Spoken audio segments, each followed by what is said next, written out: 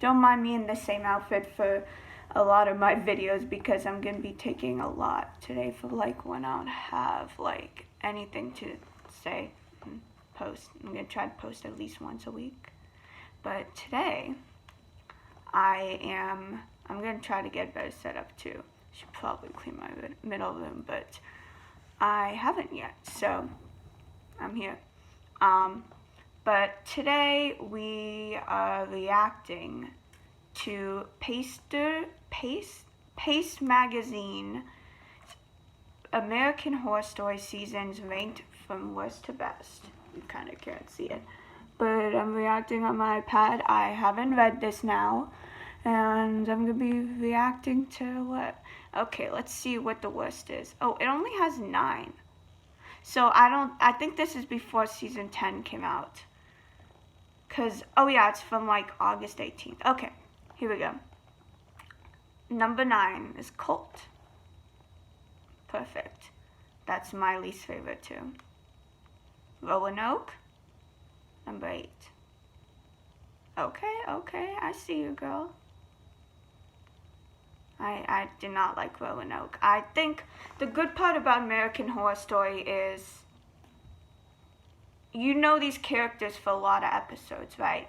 So you start to feel for them. So when they die, you feel for them. Unlike a horror movie where you only get to spend an hour with these characters, you get to spend so long at these characters, yet it's not like it goes on and on and on. As much as I love The Walking Dead also, it goes on and on and on with same characters when you get bored of them. Honestly, I don't think I'd get bored with most of the American Horror Story characters, but it's kind of like good. It's like the good middle between knowing them and not. And with a whole new set of new characters coming in halfway through Roanoke, like the people they're playing, and in a way it's like 3 different characters because it's the show characters, the people playing, the people from the show, the real actors, and the real people. Like, in a way, like, even the story is kind of different from, like, the real happenings. So, like, in a way, those are 2 different things, too. Like, so it's, like, 3 basically sets of characters, and they come in, like, towards the end, another set. And, like, it's, like, too much. Like, I don't mind like when a character comes in towards the end because like that's one character, it really doesn't throw you off or any of that, you know what I mean? It's like, okay, just disregard them. Like in Freak Show when that puppet dude, I forget his name, comes in with the puppet. I know the puppet's name is Marjorie because I love the actress. She did amazing as Nan, and of course she did amazing as, why did I just forget her name? I totally just blanked, guys. But you know who I'm talking about. I literally died over her death. It was so sad. Addie. Okay, 7 Hotel. Yes, okay. I did not honestly, I kind of liked Hotel, but I also didn't. I wouldn't place it in my faves, but it'd be like halfway maybe. Ooh, my low battery thing just happened, so that's why I did that. But so I'd place it about halfway on my personal list, and I'll probably do a personal ranker another time after I react to more of these type of things. But because I kind of liked it, I didn't connect to as many characters. That's back to Cult, number 9 on the ranking. Yeah, I didn't connect to almost any characters. I liked Allie. Her fears, I felt that because I used to have a lot of fears when I was younger. And I thought Winter was hot, but she was a bitch. Hated Kai. I know a lot of people simp over Kai, but not me. I mean, Evan Peters, even like, in my opinion, wasn't as attractive in that role. Even though I loved the blue hair thing, it was kind of greasy. No hate to Evan Peters. Love you, homeboy. But, 7 Hotel. Okay. Yeah, like I didn't connect to as many characters. It did bring us the wonderful Tristan and Liz romance, and our first trans character on American Horror Story, Liz, which honestly, Liz was an icon. I feel so bad for how the Countess took advantage of her, you know, in a way by helping her, and she thought basically she owed the Countess a lot of shit just because she helped. Like, and Liz didn't even ask for help. The Countess, of course, she's a ghost. Not really, no, not a ghost. She's a vampire. And in a way, like, not like, I don't know how to explain it. But in a way, she, like, owns the hotel, so she just goes into, like, all different rooms. So, like, it wasn't like Liz was like, hey, come help me, dude. Like, you know what I mean? But she, yeah. I loved her style, though, and it did bring us the amazing Lily Rabe performance as Aileen Wuornos. If they ever do, like, a serial killer season, I want 100% Lily Rabe to play Aileen Wuornos again because she was so spot on and wasn't even funny. She literally looked almost exactly like her. It was just fucking perfect, you know? Lily Rabe always does great on her performances, but oh my god, 10 out of 10. Okay, 6, Freak Show. I don't agree with this one. I love Freak Show. That's definitely in my top 4 personally. Because honestly, there wasn't really many characters I disliked. I honestly, I'm going to be honest. And this isn't because I don't like Emma Roberts, because I have the biggest love-hate relationship with her. Like, sometimes I think she's an icon, but she's really kind of like, I'm not going to bash her because, like, I mean, you know, I don't know, I'm not going to bash her because but she's just done some things that kind of shitty. But even though, like, I honestly never really super like her characters. Like, I think Madison Montgomery is an icon, 100%. I literally am getting the blue dress. But I'm going to be honest. She's not someone I want to be best friends with. I feel like she'd stab me in the back. She's not someone like, in a way I'm rooting for her, but I'm not sad when something happens to her, if you know what I mean. I'm connected, yet not connected to her. Like, in a way, even as her character, she likes to kind of, like, be mean to people, push people away. She never really has anyone super close to her that she lets super close to her. And in a way, it's also like that to the watcher. Like, you like her, but you never get super close to her. A lot of people actually hate her, but I like her. But I would say she's fashion-wise, one of my favorites. I love her fashion. I love her look.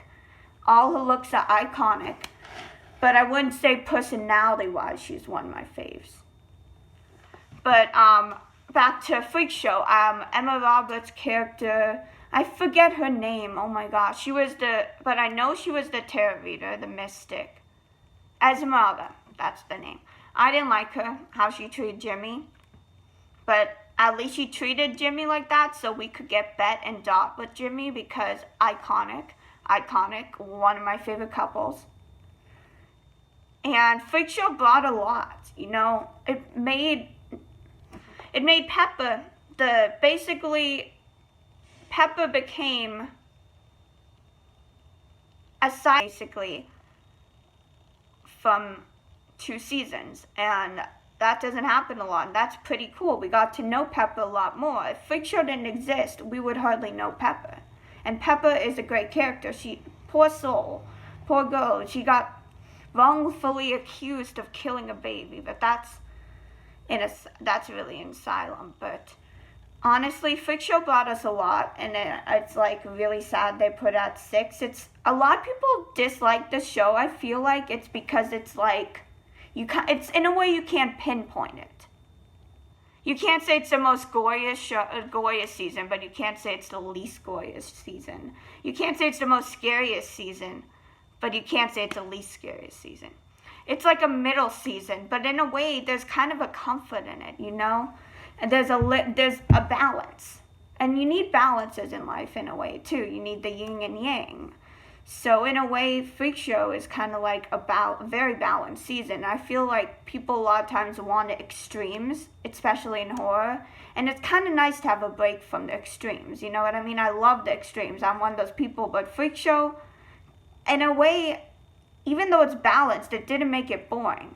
And a lot of times, when you do get balanced stuff, it's kind of boring. It's kind of like you don't want to watch, but it's balanced in a way that's not like, it's like one extreme to the other extreme in a way. You know what I mean? Like 1 minute super gore, it's like really, I wouldn't say super gory, but it's gory, and then next minute it's kind of like the freaks just hanging out. You know what I mean? It's great, and it brought us like Elsa Mara's iconic blue suit, and I have her little bag downstairs somewhere. And it brought a lot of iconic looks. It brought Evan Peters singing Nirvana, for fuck's sakes, you know? And it gave me a new appreciation for Heroes, too. Jessica Lange doing Heroes, oh my god. That was fucking beautiful. It honestly has the best soundtrack out of all American Horror Stories, even though anyone knows me knows my favorite is Coven. Freak Show has the best soundtrack. And there is no change in my mind. Freak Show is the best soundtrack, like ever. Freak Show, best soundtrack. And it brought us so much that's like, putting it at 6 is like a disgrace. Like, I kind of somewhat agreed with and see the rankings of all the other ones. But so far, but Freak Show, no. That deserves to be up higher. You can't do my girls like that. And like, oh my god, Sarah Paulson's performance as Bette and Dot, playing like 2 totally different kinds of characters. Can you imagine how hard that is? Like, having to like shoot one side, then the other side, then the other side, then the other side, and be 2 different kind of characters and like be yelling at yourself. Like, the performances in this were just like top tier. And as you will learn, I kind of have a little bit from each season. Like, my favorite characters from a different season. Then my all-time favorite characters from different season. Then my favorite season. My favorite soundtrack is from different season than that. You know? And I have at least one in the list of different things that are from each season. Almost. I mean, Roanoke, I can't say was my favorite for anything. I did like that they had the man in the piggy thing because it brought us back to Murder House and gave us a connection to Murder House. Otherwise, I don't think it really connected to anything except, Violet. When the medium says to Violet that she just got to say, I forget that thing, but it was said in Roanoke. It was Croatoan to just make those guys leave the house. But, yeah.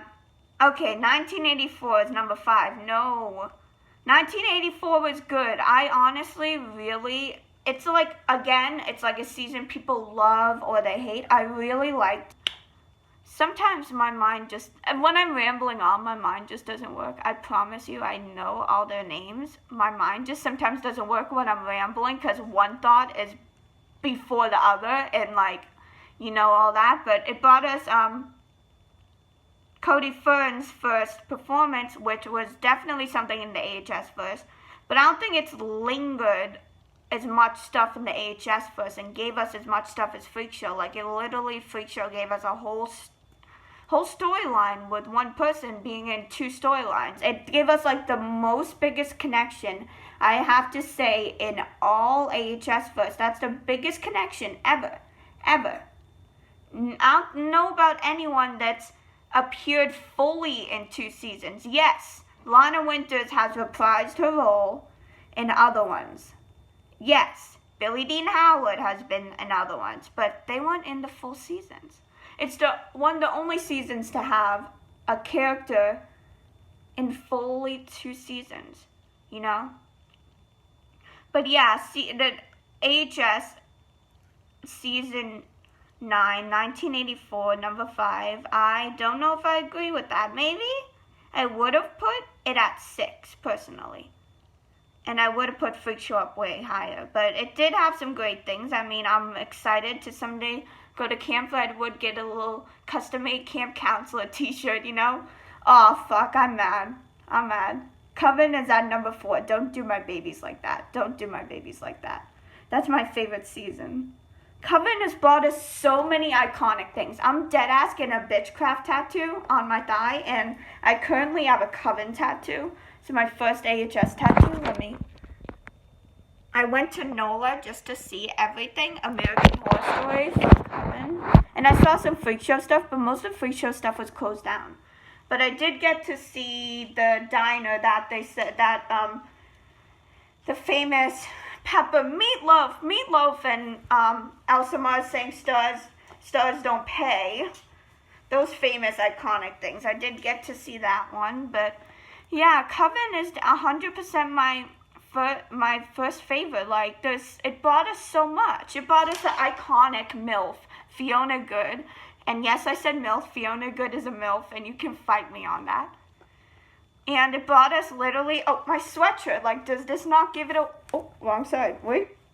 Yep, wrong side. Does this not give away my favorite season? Oh, where is it? Is this not my American Horror Story sweatshirt? Oh, here we go. The next Supreme, see? But, so, yeah, honestly, like, it was so good. It gifted us so many different amazing characters. Misty Day, she's my second favorite character and first favorite female character, with also from Coven, Fiona Good as a good second. And the most iconic person with the most iconic fashion, Madison Montgomery. Okay, my phone's on 10%. I'm totally gonna have to finish this up soon. But it gave us Madison Montgomery too, the most iconic fashion person, I think, in AHS, in my opinion. She has the most iconic fashion.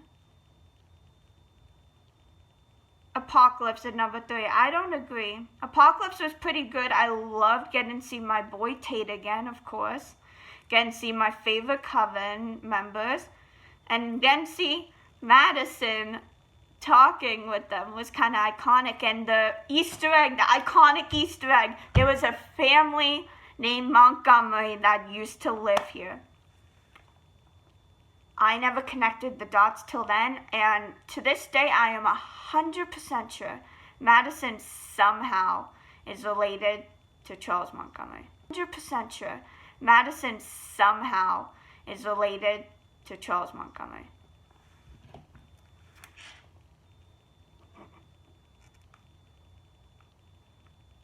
And she was a star. He was a surgeon to the stars. I know that's a small connect, but already knowing the name, that's a connect. That's definitely a connect. But Apocalypse was a good season. It was definitely somewhat in my favorites because of all my faves, basically all my faves coming back, you know? But I really don't think that Apocalypse would be number 3. Asylum number 2. Okay. Asylum's definitely my top 5 too. Everyone knows I love Asylum. It has a first in it, of course. The first character I had the biggest love-hate relationship with, Sister Jude. Well, not really love-hate. I disliked her when she was a nun. She did do some things. I was like, you go, girl. Like, she said, like, something about stupid men or something to Dr. Arden, and I was like, you go. But all the things she did, I did not like. But then when she got admitted to the asylum, she became one of my favorite Asylum characters. Honestly, I sit around the house singing the name game 24/7. And I mean, it's just crazy, like, how you can go from not liking someone to absolutely them being your fave, you know? But yeah, it brought us, of course, the iconic Lana Winters.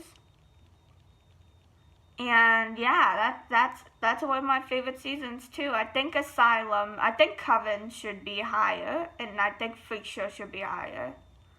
But I do think Asylum does deserve a top 5 spot. And of course, Murder House. Yeah, it definitely deserves in the top 5 spots. Murder House is number 1, of course. My boyfriend, my boyfriend Tate Langdon.